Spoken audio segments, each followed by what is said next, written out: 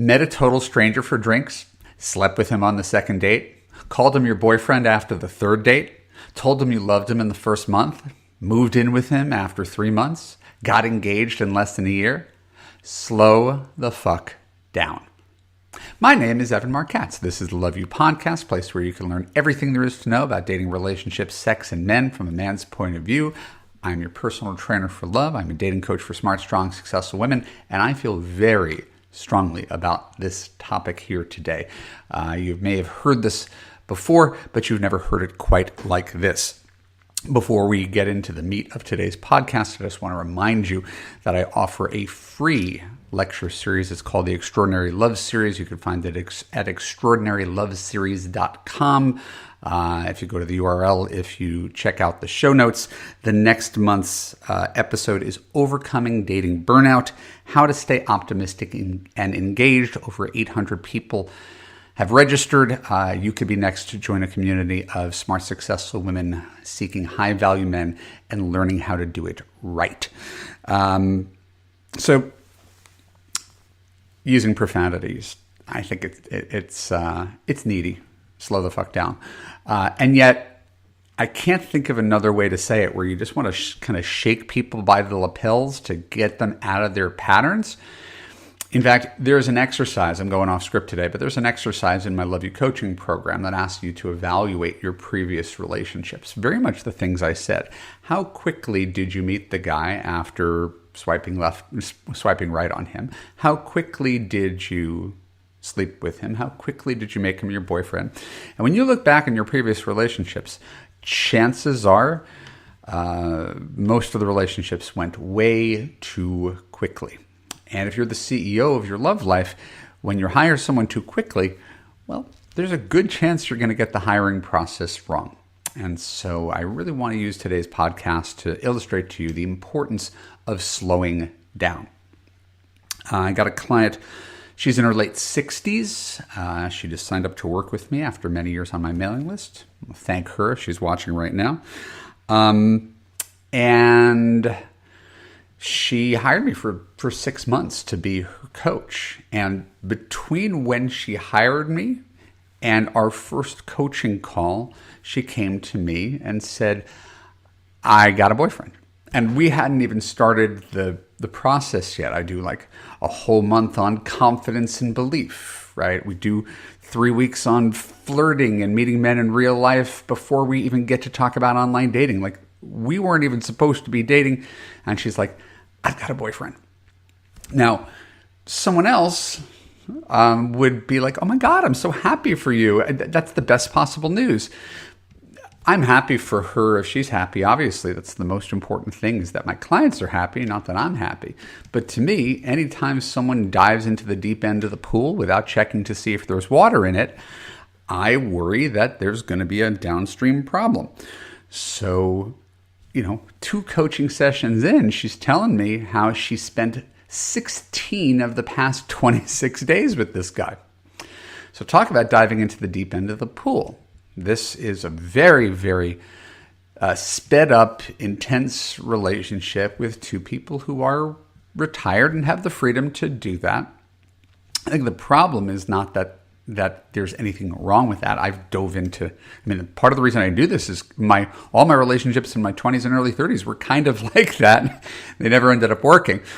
So I'm very cautious. There are just better practices for how to go about relationships. And sometimes you have to hold back a little bit to evaluate someone before you get so deep into a relationship.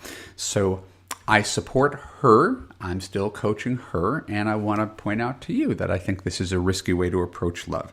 So here's why people move fast. I wrote down a whole bunch of ideas, so forgive me if I look down. People tend to move fast for a variety of reasons. The first of which, not in any order, is that they don't like being alone. And so if you're out there and you're dating and it is uninspiring at best, the quality of people that you find on the average dating app, when you finally find someone you like who likes you and there's some chemistry, you're just like, I want to get out of this rat race. I want to grab onto this person. And so it's very easy to find yourself in an instant relationship. and the fact that over 60% of people qualify themselves as sometimes lonely.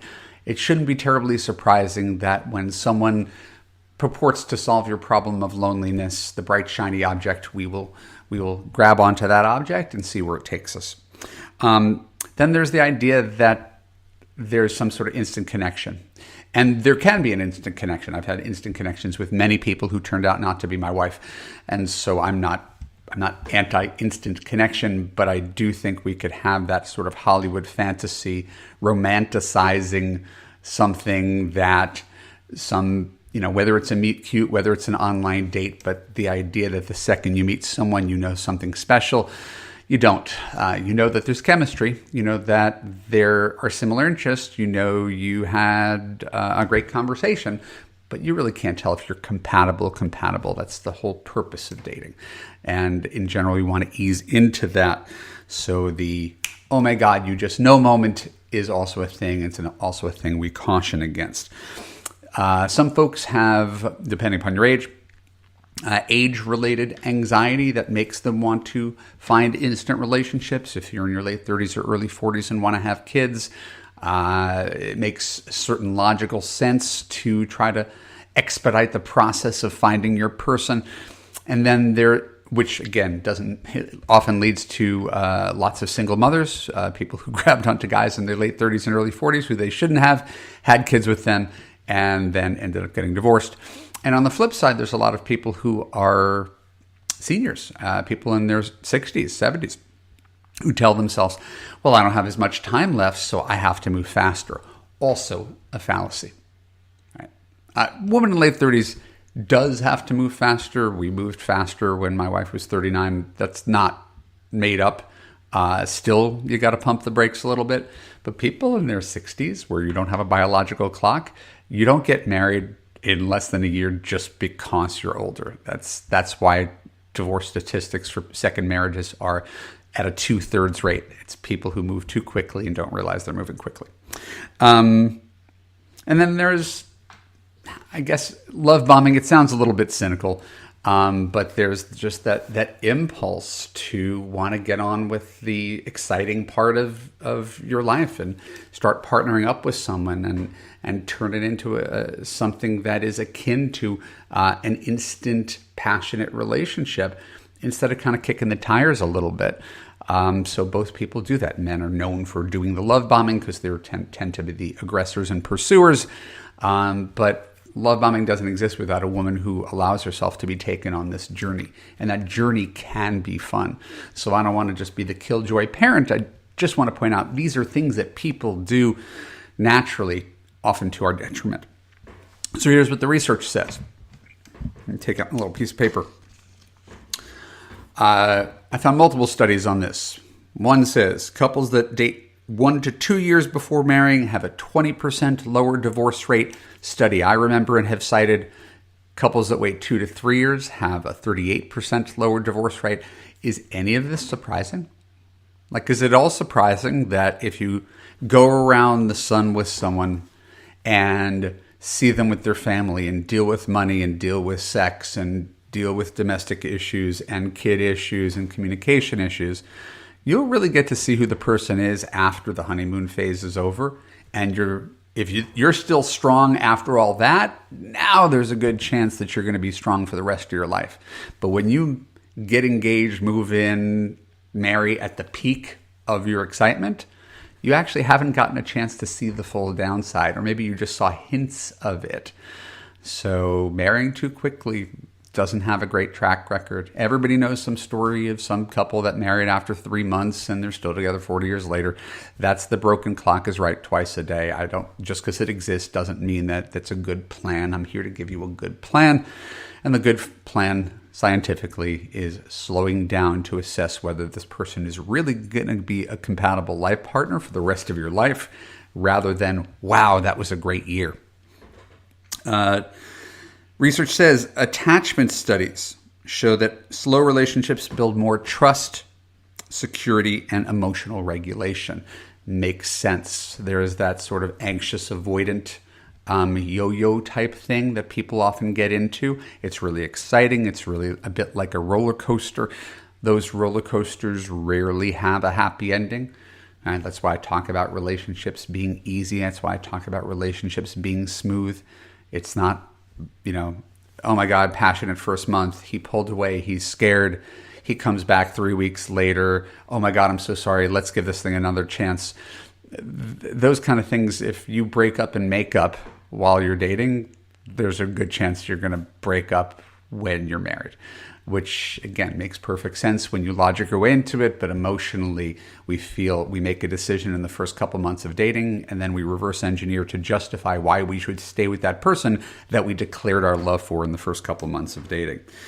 And there's just the idea that dating quickly is like a dopamine hit, right? I mean, it's we talk about chemistry. This is brain chemistry. It's a dopamine hit, where the slower burn relationship is more oxytocin, right? It's more bonding. It's more companionship. It's more commitment. It's designed for security. I could say definitively that I feel stronger about my wife after 17 years than I did after year 1. That is the opposite of the way most people date. Right? I don't know if that's true. I should maybe walk that one back.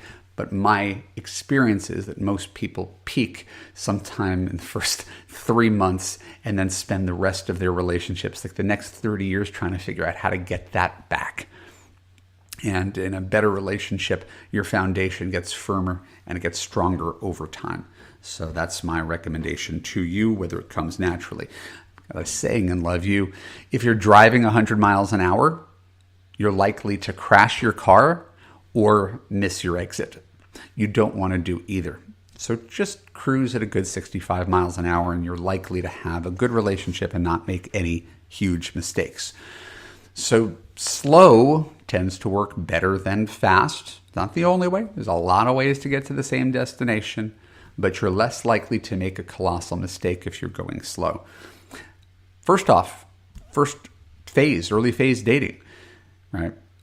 Allowing a guy to pursue you, paying attention to how he follows up after the date, how you feel in between dates, lets you know which guys are really interested. If you sleep with a guy, well, now he's getting laid, so he's going to keep on coming back for more. That doesn't say anything about whether he is a good person or a compatible partner. It means you just started sleeping with each other and it's fun.